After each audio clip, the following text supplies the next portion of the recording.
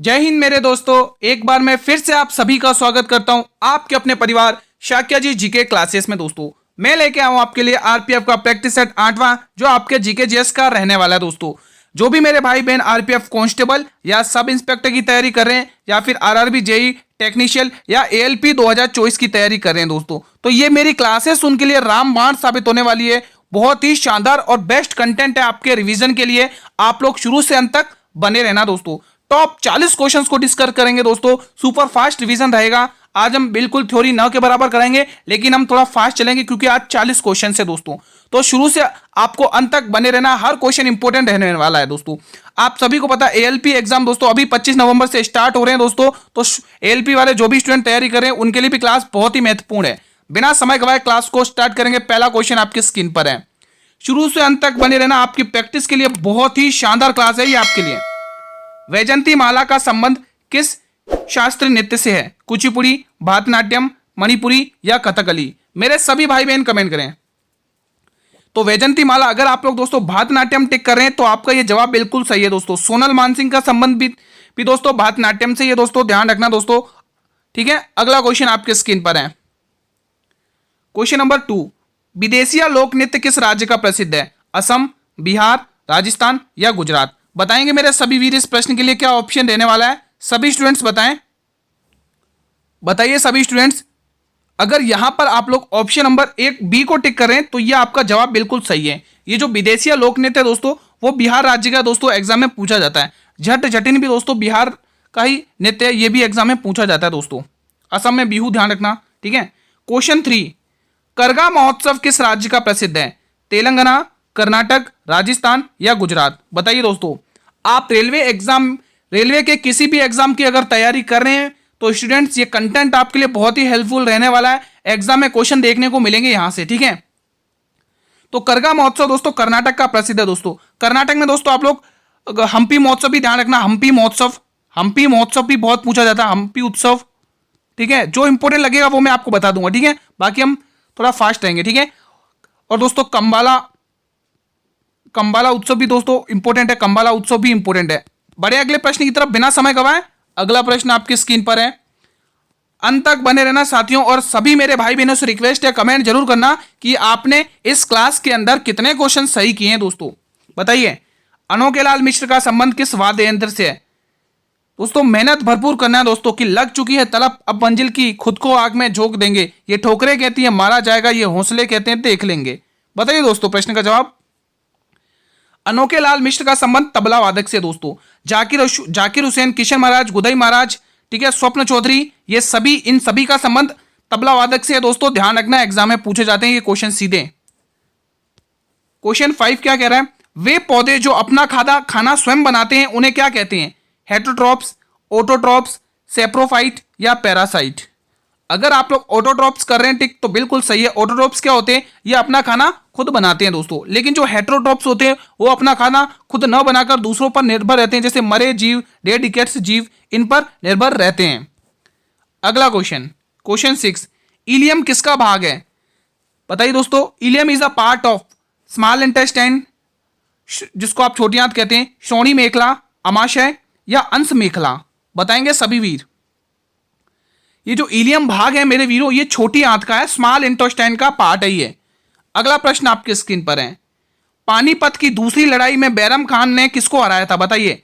राणा प्रताप को, हेमू विक्रमादित्य को, महाराणा प्रताप को या खान जमान को? बताइए दोस्तों। पानीपत की गुरुजी पहली लड़ाई होती है 1526 में। फर्स्ट बैटल पानीपत का 1526 में। जो सेकंड बैटल होता है पानीपत का वो होता है कब होता है? 1556 में। और जो थर्ड बैटल होता है वो 1761 में अहमद शाह अब्दोली के खिलाफ, ठीक है। बताइए दोस्तों। ये तीनों बैटल आपको ध्यान रखने हैं, डेट बहुत पूछी जाती है स्टूडेंट्स। और जो दूसरे बैटल में जिसको हराया दोस्तों उसका नाम है विक्रमादित्य, हेमू विक्रमादित्य को हराया था दोस्तों। अगला क्वेश्चन, निम्न में से किसने स्वामी हरिदास से 11 वर्ष तक संगीत सीखा था? तानसेन, बेजू बावड़ा, तनरंग या रामदास? बताएंगे मेरे सभी स्टूडेंट्स। अगर आप लोग यहाँ पे दोस्तों तानसेन टिक करें तो आपका जवाब बिल्कुल सही है दोस्तों। तानसेन का जन्म दोस्तों ध्यान रखना, एग्जाम में पूछा जाता है दोस्तों, इनका जन्म पूछ लिया जाता है, तो ध्यान रखना मेरे वीरों। ग्वालियर एमपी में इनका जन्म होता है दोस्तों, ग्वालियर एमपी में। ग्वालियर एमपी में। एग्जाम में ये क्वेश्चन पूछ लिया जाता है कि तानसेन का जन्म कहां पर हुआ था दोस्तों, तो ध्यान रखना ग्वालियर एमपी में। क्वेश्चन 9, अफगानिस्तान का राष्ट्रीय फल क्या है? बहुत ही शानदार क्वेश्चन। आम, यूक्रेन, खजूर या अनार? दोस्तों इनके राष्ट्र प्रतीक अपने भारत के हर स्टेट के राष्ट्र प्रतीक वगैरह, राष्ट्र पशु याद रखना, और जो भी अदर कंट्रीज हैं उनकी दोस्तों वो भी ध्यान रखना, जैसे पॉलिटी से भी क्वेश्चन पूछ लिए जाते हैं, और इनके जो भी संसद हैं दोस्तों वो उनके नाम भी ध्यान रखना, ठीक है। तो यहां पर अगर आप अफगानिस्तान का दोस्तों अगर आप अनार टिक कर रहे हैं तो बिल्कुल सही जवाब है। आम हमारे भारत का राष्ट्रीय फल है दोस्तों, आम भारत का है, ठीक है, आम हमारे भारत का है, ठीक है। यूक्रेन का दोस्तों चेरी है, चेरी, यूक्रेन का चेरी है। खजूर किसका है दोस्तों? खजूर सऊदी अरब का है, सऊदी अरब का है, सऊदी अरब। आगे बढ़े अगले क्वेश्चन की तरफ बिना समय गवाएं। चलिए अगला क्वेश्चन देख लो, आपकी स्क्रीन पर है। शुरू से अंत तक बताना और कंपटीशन करना कि आपने किसने कितने क्वेश्चन सही किए। हाल में ही किस राज्य सरकार ने स्वयं योजना लॉन्च की है दोस्तों? करंट अफेयर के क्वेश्चंस भी देखने को मिलेंगे दोस्तों, बताइएगा, आप सभी स्टूडेंट्स कमेंट करेंगे। हाल में ही किस राज्य सरकार ने स्वयं योजना लॉन्च की है दोस्तों? मध्य प्रदेश सरकार, राजस्थान सरकार, छत्तीसगढ़ सरकार या ओडिशा सरकार? अगर आप डी ऑप्शन कर रहे हैं तो बिल्कुल सही जवाब है। अगला क्वेश्चन, वक्राकार ईंटों के साक्ष्य निम्न में से किस स्थल से प्राप्त हुए हैं? हड़प्पा, लोथल, चनहुदड़ो या मोहनजोदड़ो? बताइए। 3 युगल समाधियां आप लोग मुझे बताएंगे किस स्थल से प्राप्त हुई। 3 युगल समाधियां मेरे सभी भाई बहन बताएंगे। 3 युगल समाधियां किस स्थल से प्राप्त हुई हैं? आप लोगों का होमवर्क है, आप लोगों का ये क्वेश्चन होमवर्क है, ये क्वेश्चन आप लोगों का होमवर्क है। मैं यहां पे लिख देता हूं होमवर्क, आप सभी भाई बहनों को करना है, ठीक है। ये क्वेश्चन ये आपके प्रैक्टिस के लिए ही क्वेश्चंस दिए जाते हैं स्टूडेंट्स, ठीक है। अगर आप चनहुदड़ो टिक करें तो बिल्कुल सही है, ठीक है। हड़प्पा की लोकेशन पाकिस्तान में है, चनहुदड़ो की लोकेशन पाकिस्तान में है, मोहनजोदड़ो की लोकेशन पाकिस्तान में है, लोथल की लोकेशन गुजरात में है, जो एक बंदरगाह के नाम से भी जाना जाता है। अगला प्रश्न, क्वेश्चन 12, स्वराज पार्टी की स्थापना कहां पर हुई थी? मद्रास, बॉम्बे, इलाहाबाद या बंगाल? अगर मेरे वीरों आप इलाहाबाद टिक करें तो बिल्कुल सही टिक करें दोस्तों। स्वराज पार्टी की स्थापना 1923 में हुई थी। किसमें हुई थी दोस्तों? 1923 में। इंपोर्टेंट बनना इसीलिए लिखवा रहा हूं, ठीक है। इसके जो किसने करी थी, संस्थापक कौन थे दोस्तों इसके संस्थापक? बताइए, कमेंट करके बताइए। चित्तरंजन दास, लिख लो, चित्तरंजन दास, चित्तरंजन दास। यही दोस्तों अध्यक्ष भी थे, ठीक है, यही दोस्तों अध्यक्ष थे। और इनके जो महामंत्री थे वो कौन थे? चाचा नेहरू के पिता मोतीलाल नेहरू जी। कौन थे भाई? मोतीलाल नेहरू जी। मोतीलाल नेहरू जी कौन थे भाई? अध्यक्ष, वो महामंत्री थे, मोतीलाल नेहरू जी। ये किसके पिता हैं? चाचा नेहरू जी के, ठीक है। तो ये फैक्ट आप ध्यान रखना। अगला क्वेश्चन भाई, अभी तक जिसने भी अगले क्वेश्चन को स्टार्ट करने से पहले जिसने अभी तक क्लास को लाइक नहीं किया, मेरे सभी भाई बहनों से रिक्वेस्ट है, बहुत ही शानदार कंटेंट है, एक लाइक तो बनता है दोस्तों। इतनी मेहनत आप लोगों के लिए है, सिर्फ एक लाइक बनता है दोस्तों, जल्दी से लाइक कर दे मेरे वीरों। भारतीय राष्ट्र कांग्रेस की स्थापना के समय भारत के वायसराय कौन थे? कैनिंग, लॉरेंस, डफरिन या रिपन? बताइए दोस्तों। राष्ट्र कांग्रेस की स्थापना 1885 में हुई थी दोस्तों, 1885 में। किसके द्वारा? ए.ओ. Hume, A.O.. ह्यूम, ठीक है, ए.ओ. ह्यूम के द्वारा, ठीक है। तो अगर आप लोग टिक कर रहे हैं यहाँ पे डफरिन, डफर को टिक करें तो बिल्कुल सही है, option C will be the right answer. अगला क्वेश्चन बहुत ही शानदार क्वेश्चन है, एग्जाम में पूछा जाता है, इंपॉर्टेंट है दोस्तों, एग्जाम में पूछा जाता है। दीन ए इलाही धर्म बहुत ही इंपॉर्टेंट है, किसने चलाया था? हुमायूं ने, बाबर ने, औरंगजेब ने या अकबर ने? सभी स्टूडेंट्स बताएंगे। गुरुजी जो दीन ए इलाही धर्म है वो चलाया था अकबर ने दोस्तों। कब चलाया था? अकबर ने, जिसकी मृत्यु 1707 में हो चुकी थी दोस्तों, ठीक है। फिर यहीं से दोस्तों मुगल साम्राज्य का पतन होना चालू हो जाता है दोस्तों, 1707 में इसकी मृत्यु हो जाती है, एग्जाम में पूछ लिया जाता है, ठीक है। चलिए अगला क्वेश्चन, क्वेश्चन 15वां। क्वेश्चन 15वां क्या कह रहा है? राजपूत राजवंश के आनंदपाल तोमर ने किस राज्य को स्थापित किया था दोस्तों? मतलब किस शहर राज्य को, ठीक है। गुजरात, दिल्ली, अजमेर, मालवा? दोस्तों यहाँ पे शहर या राज्य लिखा होगा, ठीक है, आप लोग समझ लेना। बताइए साथियों क्या होगा? राजपूत राजवंश ने आनंदपाल तोमर ने किस राज्य को स्थापित किया था? सभी वीर बताएंगे, सभी वीर बताइए क्या आंसर होगा इसका। अगर मेरे वीरों आप लोग यहाँ पे दिल्ली टिक करें तो बिल्कुल सही टिक करें दोस्तों। अगर आप यहाँ पे दिल्ली टिक करें तो 11वीं सदी में इसकी स्थापना करी थी दोस्तों, ठीक है, आनंदपाल तोमर ने। Option B will be the right answer. Question 15, निम्न में से किस संशोधन के तहत शिक्षा का अधिकार लागू हुआ था? 42वां संशोधन, 69वां संशोधन, 44वां संशोधन या 86वां संशोधन? तो बिल्कुल अगर आप लोग डी ऑप्शन टिक करें तो बिल्कुल सही टिक कर रहे हैं दोस्तों। ठीक है, संपत्ति के अधिकार को यहीं से समाप्त किया था, यही संशोधन किया था, संपत्ति के अधिकार को समाप्त किया, के अधिकार को समाप्त किया। ठीक है, बढ़े अगले क्वेश्चन की तरफ। 42वें संशोधन के तहत दोस्तों 3 शब्दों को जोड़ा गया था, कौन कौन वो 3 शब्द थे वो कमेंट करिएगा। क्वेश्चन 16 बताइए, 24वां SCO शिखर सम्मेलन 2024 कहां पर आयोजित हुआ? करंट अफेयर के क्वेश्चन भी भरपूर मात्रा में है, आप लोग अच्छे से रिवीजन करिए। टोक्यो जापान, मास्को रूस, अस्ताना कजाकिस्तान, पार्थ ऑस्ट्रेलिया। तो जो भी मेरे भाई बहन सी ऑप्शन लॉक कर रहे हैं उनका जवाब पूर्णतः सत्य है ये। चलिए इसके बारे में थोड़ा और जान लेते हैं। 24वां शिखर सम्मेलन हुआ था दोस्तों, कौन सा हुआ? 24वें नंबर का। ये की शुरुआत कब हुई दोस्तों? 4 जुलाई को हुआ था, ये 4 जुलाई 2024 में। इसकी अध्यक्षता खुद कजाकिस्तान देश ने करी थी।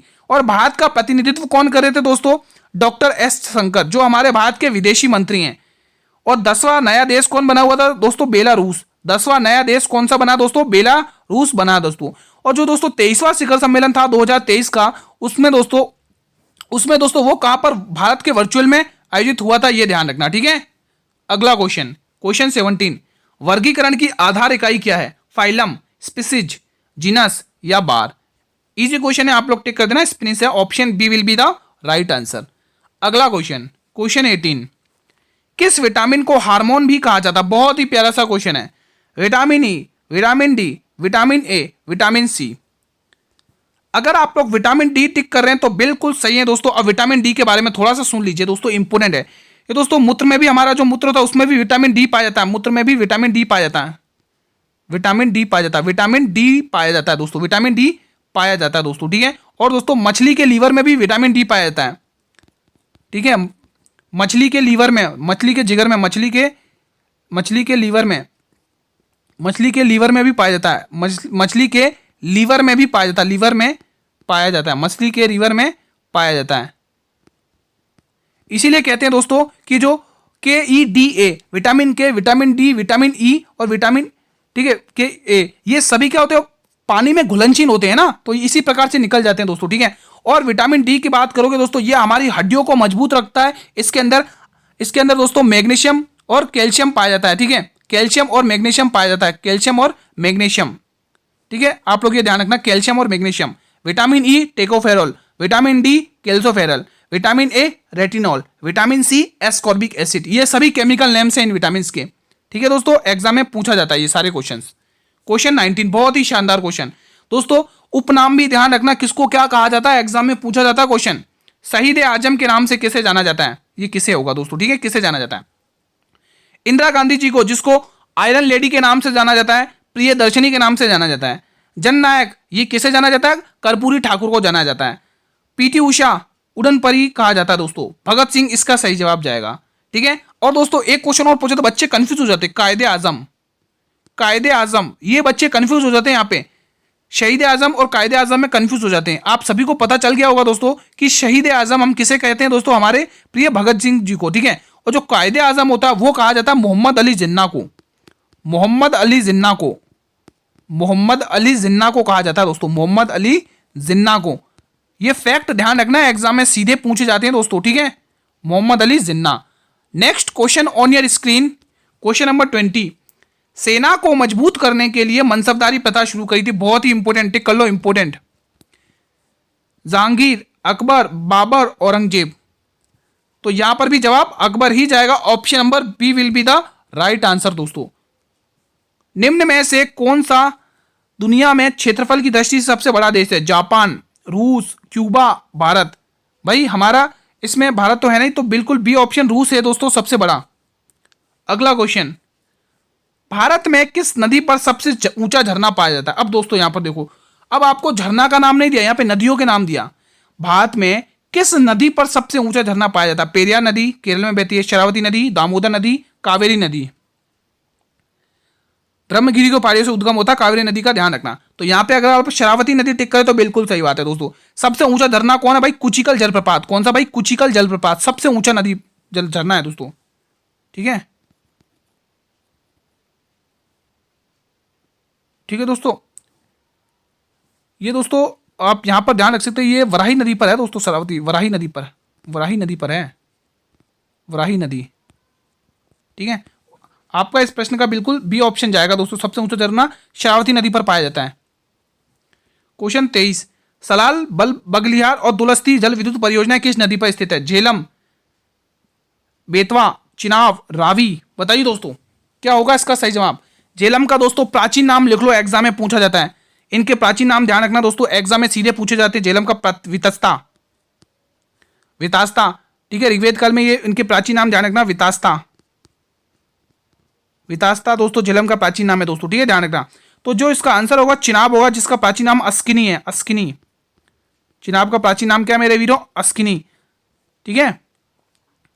एग्जाम में पूछे जाते हैं दोस्तों। तो आपका जो आंसर यहां पर जाएगा वो बिल्कुल सी ऑप्शन जाएगा दोस्तों, ठीक है। बेतवा पर दोस्तों रानी लक्ष्मीबाई बांध और दोस्तों बंधा हुआ है दोस्तों, रानी लक्ष्मीबाई बांध दोस्तों आपके बेतवा नदी पर है दोस्तों, ध्यान रखना। माता टीला बांध बेतवा नदी पर है, ये भी आप लोग ध्यान रखना दोस्तों। बढ़े अगले क्वेश्चन की तरफ। इस प्रश्न का जवाब देंगे मेरे सभी भाई बहन। मिथिलेश स्टेडियम किस शहर में स्थित है? पटना, जम्मू, चेन्नई या सिलीगुड़ी? बताइए मेरे वीरों। अगर आप लोग पटना टिक कर रहे हैं तो बिल्कुल सही टिक कर रहे हैं दोस्तों।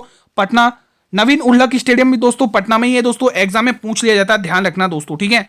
सिलीगुड़ी दोस्तों ये भी इंपॉर्टेंट, यहां पर भी एक स्टेडियम पूछा जाता है, कौन सा है बताइए अगर आपको पता हो तो। पटना इसका बिल्कुल सही जवाब हो जाएगा। एक आध क्वेश्चन दूं दोस्तों, आप लोग करेंगे घर पर? अरुण जेटली स्टेडियम, इजी है, मैं पूछ लेता हूं तो भी आप बताना जरूर कमेंट करके। अरुण जेटली स्टेडियम, अरुण जेटली स्टेडियम बताइए कमेंट करके, कमेंट बॉक्स में बताना, ये होमवर्क है, ठीक है। अरुण जेटली स्टेडियम बताना दोस्तों। चिन्ना स्वामी स्टेडियम बता देना, चिन्ना स्वामी स्टेडियम, चिन्ना स्वामी स्टेडियम, चिन्ना स्वामी स्टेडियम बता दो। ईडन गार्डन बता दो, ईडन गार्डन, ईडन गार्डन। ये होमवर्क के क्वेश्चन है, कमेंट बॉक्स में सभी भाई बहनों को जवाब देना है। मेरे सभी भाई बहन कमेंट बॉक्स में इसके जवाब देंगे, ठीक है। अगला क्वेश्चन, ये होमवर्क में आपकी प्रैक्टिस के लिए। शेवाराय की पहाड़ियां किस राज्य में स्थित है? बहुत ही इंपॉर्टेंट है दोस्तों, पहाड़ियों से संबंधित क्वेश्चन एक पूछा जाएगा। मध्य प्रदेश, आंध्र प्रदेश, तमिलनाडु या ओडिशा? अगर आप शेवाराय की पहाड़ियों में जाएंगे तो बिल्कुल तमिलनाडु टिक करेंगे, ठीक है। झावदी की पहाड़ियां भी तमिलनाडु में ही है दोस्तों, ठीक है। एग्जाम की दृष्टि से इंपॉर्टेंट है। नल्ला मलाई और दोस्तों पालकोंडा की पहाड़ियां दोस्तों आपके आंध्र प्रदेश में, यहां पे ध्यान रखना, एग्जाम में पूछा जाता है नल्ला मलाई की पहाड़ियां कहां पर है? नल्ला मलाई, नल्ला मलाई की पहाड़ियां दोस्तों आपके आंध्र प्रदेश में है दोस्तों। पालकोंडा की पहाड़ियां भी बहुत पूछी जाती है दोस्तों, पालकोंडा की पहाड़ियां ये भी आपके आंध्र प्रदेश में है दोस्तों, ठीक है। पालकोंडा की पहाड़ियां दोस्तों ध्यान रखना दोस्तों, पालकोंडा की पहाड़ियां। अगला क्वेश्चन 26वां, संविधान सभा का पहला सत्र कहां पर आयोजित किया गया था? नई दिल्ली, कोलकाता, लाहौर या मुंबई? अगर आप लोग नई दिल्ली टिक करें तो बिल्कुल सही जवाब टिक करें दोस्तों। 9 दिसंबर 1946 में पहली बैठक हुई थी संविधान सभा की, 1946 में दोस्तों।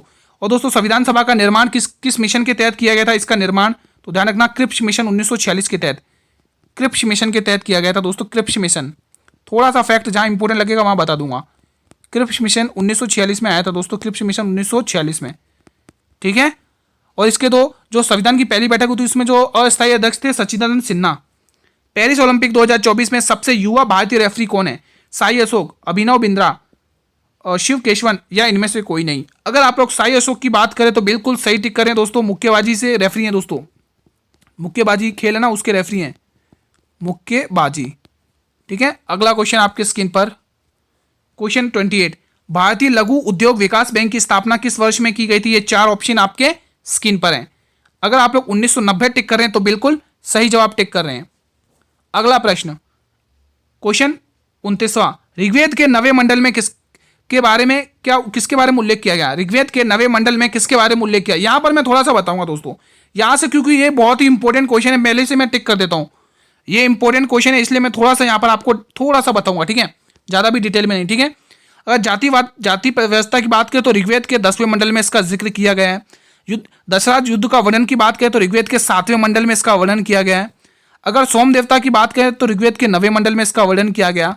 अगर हस्तलिखित रचनाओं की बात करें तो ऋग्वेद के 8वें मंडल में इसका वर्णन किया गया। अब ऋग्वेद का जो तीसरा मंडल है दोस्तों, तीसरा बहुत पूछा जाता है, तीसरा मंडल है जो ऋग्वेद का, उसमें दोस्तों गायत्री मंत्र का उल्लेख दिया गया। गायत्री मंत्र किसका उल्लेख किया गया? गायत्री मंत्र, जिसकी रचना किसने करी है?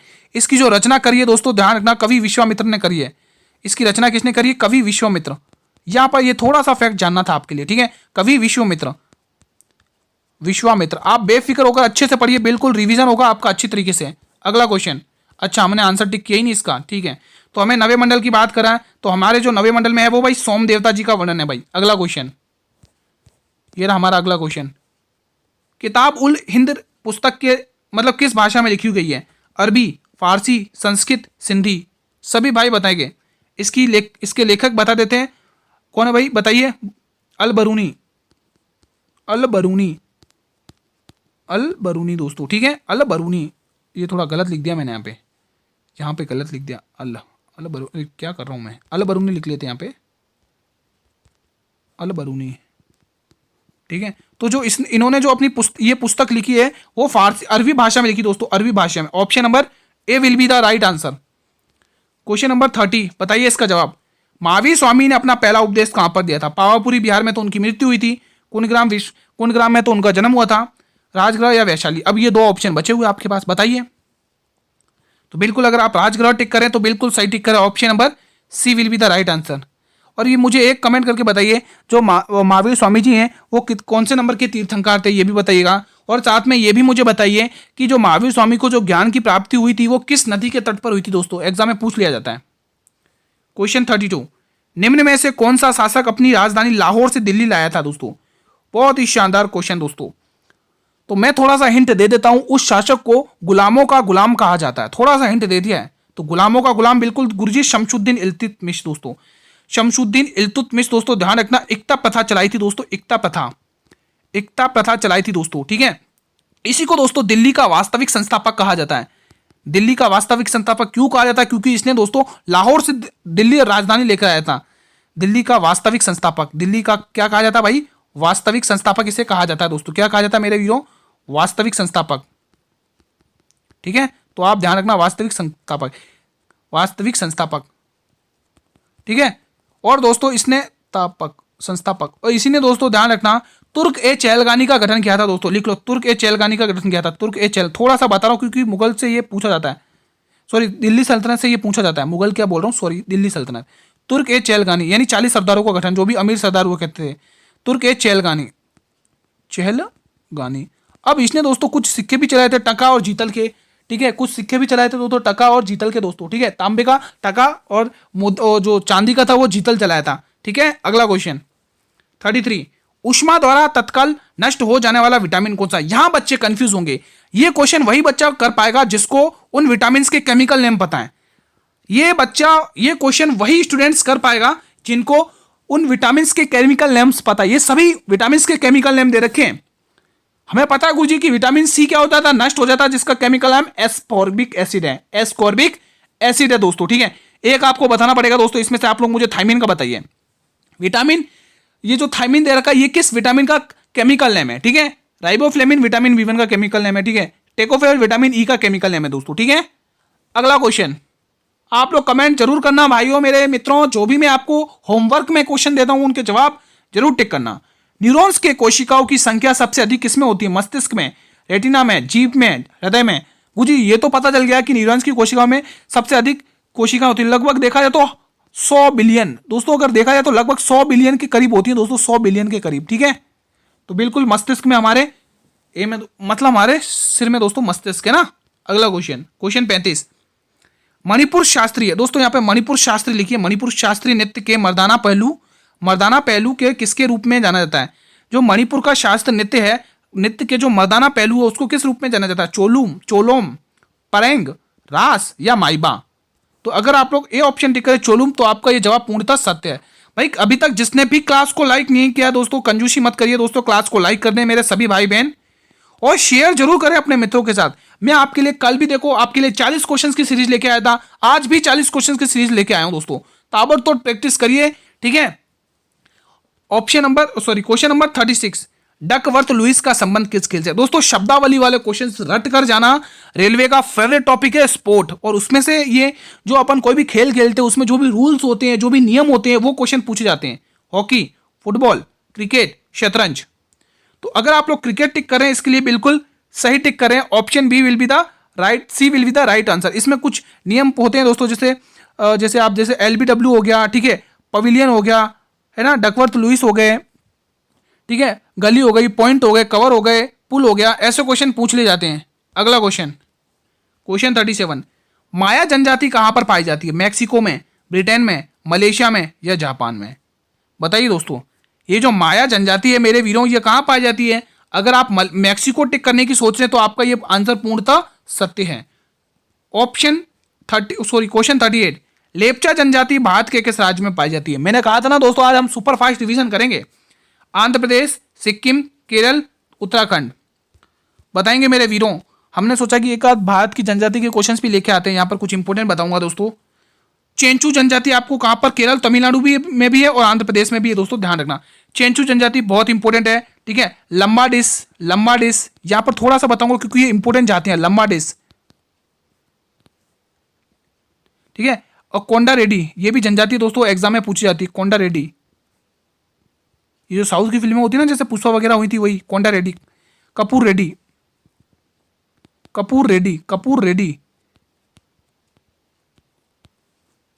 ठीक है। जो आपका इस प्रश्न का सही जवाब जाएगा, इस प्रश्न का सही जवाब सिक्किम जाएगा दोस्तों। सिक्किम की है ये जनजाति लेप्चा। और सिक्किम की एक जनजाति बहुत ही इंपॉर्टेंट है, भूटिया जनजाति। मस्ट नीडेड है, इसको याद करना ही करना है, इसीलिए इसको मैं ब्लैक ब्रैकेट में क्लोज कर देता हूं। मस्ट नीडेड है, मोस्ट इंपोर्टेंट लिख देता हूं, मोस्ट इंपोर्टेंट, ठीक है। मोस्ट इंपोर्टेंट है भूटिया जनजाति दोस्तों, ठीक है, ध्यान रखना दोस्तों। केरल की जो मोपला जनजाति, ध्यान रखनी, केरल की मोपला जनजाति मेरे वीरों, केरल की मोपला जनजाति। और उत्तराखंड की दोस्तों खस जनजाति बहुत इंपॉर्टेंट है, पूछी जाती है। उत्तराखंड की खस जनजाति, खस। तो ये कुछ इंपॉर्टेंट ट्राइब्स थी जो मैंने आपको बता दी हैं। अगला क्वेश्चन 39, निम्न में से कौन सा देश नाटो का 32वां सदस्य बना है? करंट अफेयर का क्वेश्चन है, एग्जाम में बन सकता है दोस्तों। अगर आप स्वीडन टिक कर रहे हैं तो पूर्णतः सत्य है दोस्तों। अंतिम प्रश्न है ये क्लास का। देश का पहला आईआईटी सैटेलाइट कैंपस किस स्थान पर खोला जाएगा? बताइए, उज्जैन में, जयपुर में, वाराणसी में या मुंबई में? मेरे वीरों, अगर आप उज्जैन की बात करें तो बिल्कुल सही जवाब टिक करें। लगभग 474 करोड़ रुपए की लागत खर्च हुई है, तो होगा दोस्तों करोड़ रुपए की लागत इसकी लागत लगेगी, है ना, ठीक है दोस्तों।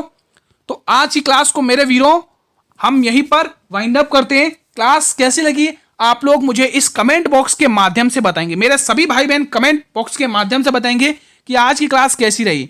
और मेरे सभी वीर बताएंगे कि आज की क्लास में जो आपको यहां पर 40 क्वेश्चंस पूछे गए हैं, उन 40 क्वेश्चंस में से आपने कितना स्कोर किया है।